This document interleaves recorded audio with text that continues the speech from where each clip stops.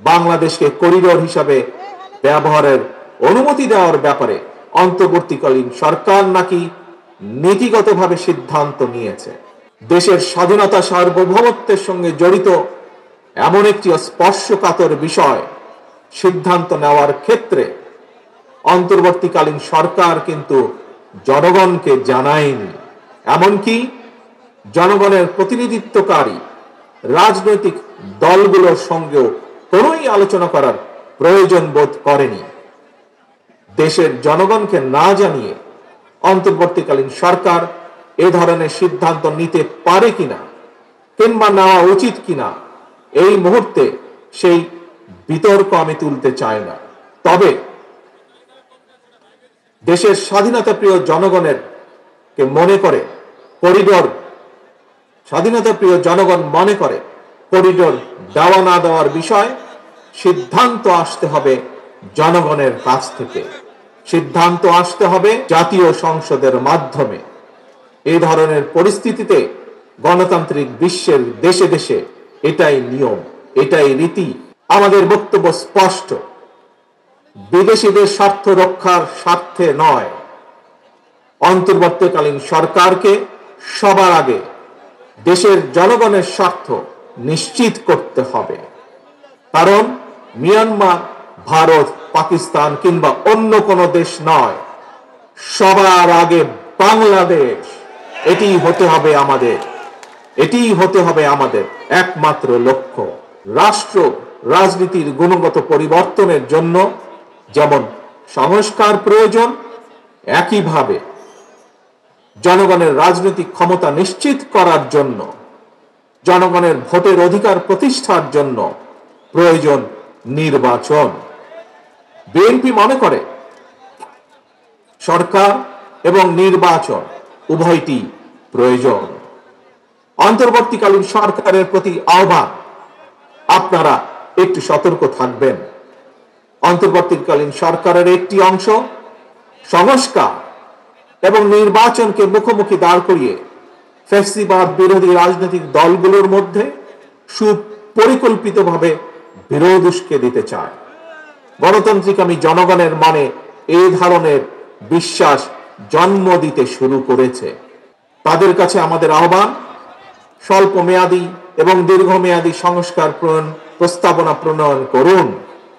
কোন রাজনৈতিক দলের আপত্তি নেই, তবে পাশাপাশি প্রয়োজনীয় সংস্কার সম্পন্ন করে আইন শৃঙ্খলা বাহিনী, বিচার বিভাগ এবং নির্বাচন কমিশনকে প্রস্তুত করুন।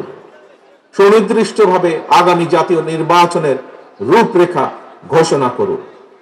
অন্তর্বর্তীকালীন সরকারের কর্মপরিকল্পনায় পথনকশা গণতান্ত্রিক জনগণের সামনে সুস্পষ্ট থাকলে জনমনে সন্দেহ সংশয় কেটে যাবে। প্রিয় দেশবাসী, ফ্যাসিবাদ মুক্ত বাংলাদেশে জনগণের ভোটে জনগণের কাছে জবাবদিহিমূলক সরকার প্রতিষ্ঠার জন্যই বিএনপি সহ বাংলাদেশের গণতান্ত্রিক রাজনৈতিক দলগুলো অন্তর্বর্তীকালীন সরকারকে নিঃশর্ত সমর্থন দেওয়া অব্যাহত রেখেছে। তবে গণতান্ত্রিক জনগণ মনে করে অন্তর্বর্তীকালীন সরকারের প্রতি অনির্দিষ্টকালের জন্য সমর্থন অব্যাহত রাখা যৌক্তিক নয়। পলাতক স্বৈরাচার দেশে আর যেন মাথাচাড়া দিয়ে ওঠার সুযোগ না পায়, এজন্যই জনগণের কাছে জবাবদিহিমূলক সরকার প্রতিষ্ঠা অত্যন্ত জরুরি।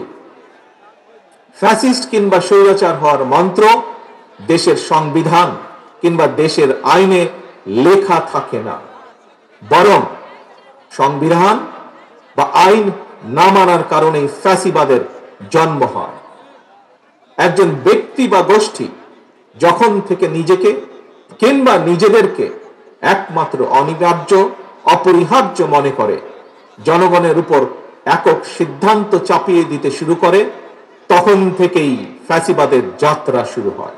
এবং এ কারণেই বলতে চাই, কোন ব্যক্তি অথবা গোষ্ঠীর মনে বিনা ভোটে ক্ষমতা দীর্ঘায়িত করার সুপ্ত বাসনা, পুনের আকাঙ্ক্ষা যেন রাষ্ট্র সরকারকে ফ্যাসিবাদের প্রতি প্রলুব্ধ করতে না পারে, সেজন্যই জনগণের প্রত্যক্ষ ভোটে নির্বাচিত জনপ্রতিনিধি, নির্বাচিত জাতীয় সংসদ এবং জবাবদিহিমূলক সরকার প্রতিষ্ঠা করা দরকার।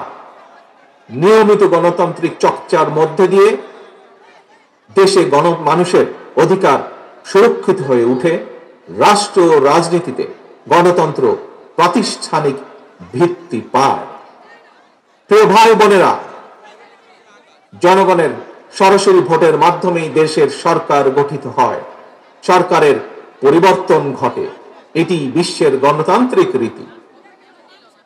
তবে রাষ্ট্র স্বৈরাচার কিংবা ফ্যাসিবাদের কবলে পতিত হলে গণবিপ্লব কিংবা গণ অভ্যুত্থানের মাধ্যমেও ফ্যাসিবাদী সরকারের পরিবর্তন হয়। তত্ত্বাবধায়ক কিংবা অন্তর্বর্তীকালীন সরকার গঠিত হয়। এ ধরনের বিশেষ পরিস্থিতির সরকার অবৈধ নয়, তবে এ ধরনের বিশেষ পরিস্থিতির সরকার কখনোই জনগণের সরাসরি ভোটে নির্বাচিত সরকারের বিকল্প নয় এবং বিকল্প হতে পারে না।